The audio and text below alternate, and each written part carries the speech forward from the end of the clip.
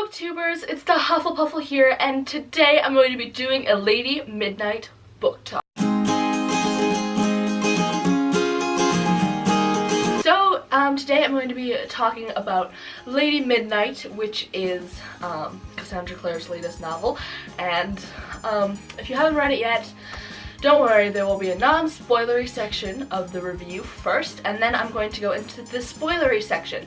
For the spoilery section, I'm going to be including something a bit different than what I normally do. I'm going to be including my Snapchat reactions. So when I was reading the book, I reacted to everything on Snapchat. So I'm going to put all of those Snapchats in the spoilery section, and that'll be the spoilery review. And then I'm going to do the non-spoiler review right now, Lady Midnight. For the non-spoiler section, I loved Lady Midnight. I thought it was really good. It took me a while to read because I was just in a bad place for my reading time and I wasn't reading a lot. So when I did read, I read a lot, but then when I wasn't reading, it was just like, it would be like weeks in between picking up Lady Midnight, which was kind of hard, but I made it work. I ended up sitting down and reading the last third of the book in like one sitting, and it was amazing, and I'm really happy I did that. So Lady Midnight was an amazing book. I'm giving it 5 out of 5 stars because I just really liked it, and I highly recommend it, especially if you like Cassandra Clare, although I would read all of her other books first. Otherwise you're gonna get spoiled for those books if you read Lady Midnight before you read those books. If you have no interest in reading the other books, but Lady Midnight may seem a bit more interesting, like the plot line of Lady Midnight versus the plot of the other Cassandra Clare books, that's okay.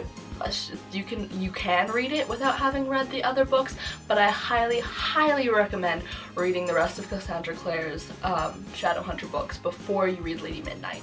There were a few parts where I was like a little bit bored, but like that happens with all books. There's always that one part where you're like, what's happening? I'm like, can something pick up? And then like a couple chapters later it's like, dang, plot twist, or something like that. So like it was decently paced. Like it was at a good pace for me and my reading habits. I really enjoyed the characters in Lady Midnight. I love Cassandra Clare's characters, and I loved all of the characters in this book. I don't know what else to say for the non-spoilery section. I mean, for those of you who don't know, Lady Midnight is the recent installment in the Shadowhunters books by Cassandra Clare, and it follows Emma Carstairs and Julian Blackthorne and their lives, and it takes place in Los Angeles at the Los Angeles Institute, present times.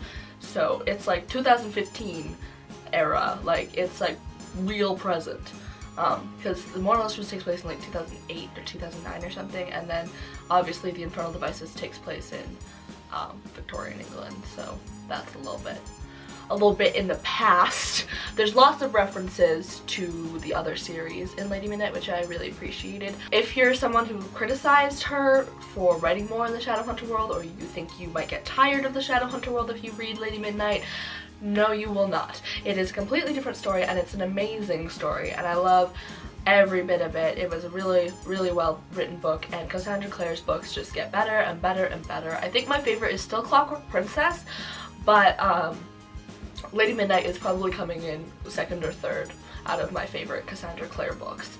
So that's great. So if you have not read Lady Midnight and you don't want to be spoiled, leave now. This is my last warning. Leave this video before you get spoiled. Okay, goodbye. Cassandra Clare back at it again with the unexpected ships.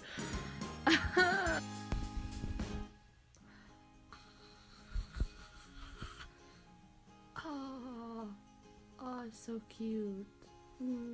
Don't you trust me? Of course not. You're crazy. Well, yeah. I actually don't understand the Parabatai law. Like, you can't fall in love with your Parabatai. Why? Why? I don't get it. It doesn't make sense. I'm sure there's a reason for it. But it's just like, Clave, why you always getting in the middle of my ships though, Clave? Seriously though, it's like they will find whatever excuse they can to stop people from being in relationships. Oh, they're the nice daughter of a evil man? Absolutely not. Same gender as you? No way! Not a shadow hunter? Are you crazy? Why would you want to be in a relationship with someone who is not a shadow hunter? No. And they're your parabatai, the person that you pledged to be with for the rest of your life and watch their back for eternity? No. Why would you want to be in a romantic relationship with them? Why? Like, no wonder so many shadow hunters are known as cheaters. They don't get to marry who they actually want to marry because the clave is just like, nope, sorry. Basically, the summary of this rant is I have a bone to pick with the clave and the law of shadow hunters. I have a bone to pick. Farewell, my friend, for now. Hello, social homework. Ooh. I like how church is the most constant part of Cassie's books. Like, the most constant character in all of her books is church. That feeling. I was just reading in the bath, so I'm updating you on all my feelings from that event. That whenever I read from Julian's point of view, I'm just in this constant state of upset. That poor boy. Ugh. Also, I really don't like the idea of Christina and Mark. And it's not just because I like Kieran and Mark, it's because, I don't know, it just doesn't feel right. I will say, I do feel terrible for Christina, and she needs to find someone, and I need to figure out what's happening with this Diego guy, because I'm really confused about that. Like, I want to know, but she's not very forthcoming with her information, so we'll have to keep reading and find out. This is a really unflattering angle. I'm just now realizing that, but that's fine. Y'all came to listen to me talk about Lady Midnight, and now look at my pretty face, so. Emma came back, and Mark blew up the kitchen, and I was just like, I felt so bad for Julian. I was like, oh no, like, you spend your whole life pretty much being this father figure, and in one day, your pristine kitchen, it's just like, oh no. And then they had that, Emma left, and now she's like freaking drowning. That's where I left off, on the plane. Finished reading on the plane when we landed, and then I didn't read anything more after that. Right? She's like drowning, and it went to her like parabot broke me. I don't think I talked about this, but when Mark was talking to Christina about being friends, and then you hear the acorn like crush. Poor Kieran! Mark, can you like, oh, like, I know obviously they're just friends, so Kieran doesn't know the whole story, but I'm like, oh, no. Do you know why you gotta go shitting on my ships? Also, what's her name wants to set you up with Julian, which shits on my other ship. I love you, Christina, but please stop. I'm gonna jump into reading this right now to find out what the frick is happening to Emma, and we're gonna be fine. It's gonna be fine, so I'll check. Okay, so I'm already in shock that Kate, Jem, and Jem. Jem, I don't want to spoil the Infernal Devices if you haven't read it, but when he goes outside during the parabot like, poor Precious, like, and Tessa comforting him, and I just had this image of him with his head on her shoulder in the dark, and Now Julian needs air because he's in love with Emma and he can't be with her. Fricking Parabate rules. Ugh. Oh gosh. Finally. My OTP.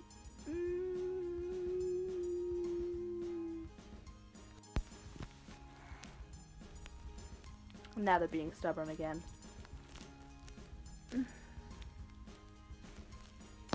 Doesn't love me back. Okay, yeah, alright, Emma, sure.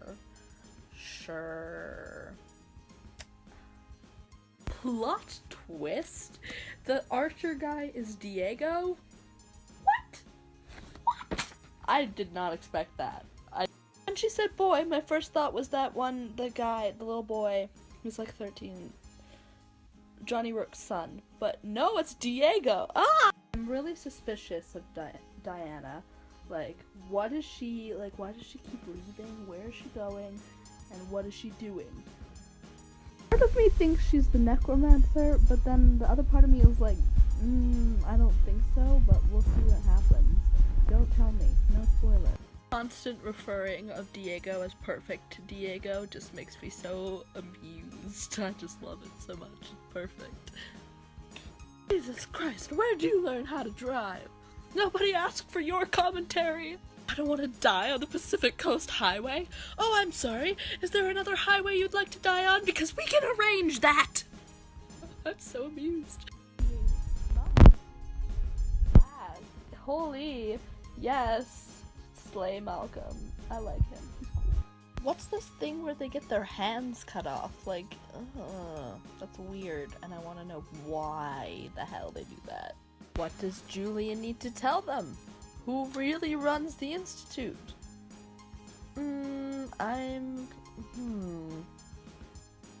Arthur is a lunatic. Okay.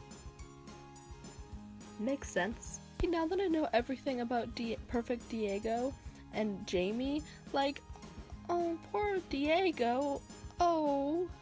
Or Christina, like, thinking that that's what it was, and then now Diego finding out about this and being like, no, I love you, and like, oh, now I ship this too. Oh. Mark rolled his eyes. He was clearly not a member of the Perfect Diego Appreciation Society. I don't know why she took me into her confidence. Seriously, dude, do you not own mirrors? Emma! Yes. Love it.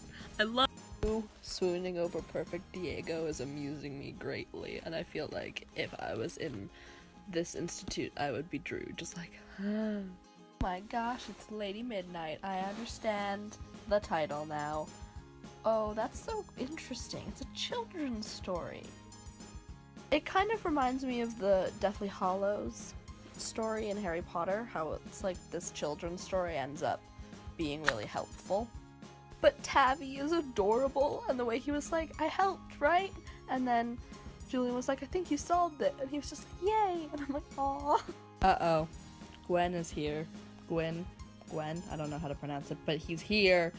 That's not good. Also Kieran. Uh-oh. That's, oh gosh,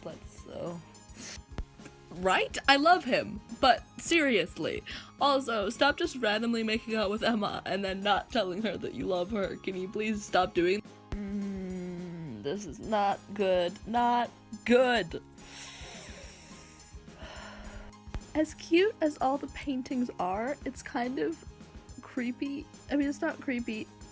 The idea of it isn't creepy, but just, I mean, is the whole thing that he paints her a lot is not creepy. It's just the fact that he has an entire room plastered with paintings of her that's a little creepy. Malcolm. He has Tavi. No! Oh god. I'm gonna cry. No. Why is this happening? Cassandra Clare, you... Totally makes sense with the way that Malcolm keeps talking about lost love and all this bullshit, and I knew I didn't trust that fairy guy, and oh my god, Tavi! And Kieran is here now, and oh my god, my heart is beating so fast, I'm gonna like just marathon the rest of this because I need to know what happens, and also I now have chicken. I'm so overwhelmed with feelings. Oh my gosh. Oh my gosh. We came for my sister's engagement party. I squealed. Sizzy. They're engaged. Christopher Herondale. What? What? I don't know how to feel. I mean, Tessa and Jem are here, which is amazing, but what the fuck? Oh, the familiar feel of a what the fuck Cassandra Clare plot twist. How I've missed thee. Oh. Jace has another relative now. Where did this kid come from? He's like 15. How is he a Herondale? Oh my god. That ending, though. No, I don't like it. I don't like it. Alright. Lady Midnight. It was great. Yep. Can't wait for Lord of Shadows. Okay, so that was my Snapchat reaction and my non-spoilery and spoilery review of Lady Midnight, and I really hope you enjoyed this video.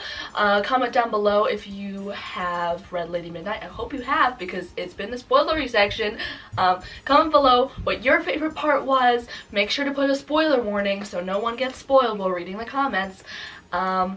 And yeah, so leave your thoughts on the book down below. What did you rate Lady Midnight? Did you enjoy Lady Midnight? Where is it in your ranking of your top Cassandra Clare books? Please like and subscribe if you enjoyed the video. I know you're tired of hearing that. And I will see you guys next time. Hufflepuffle out.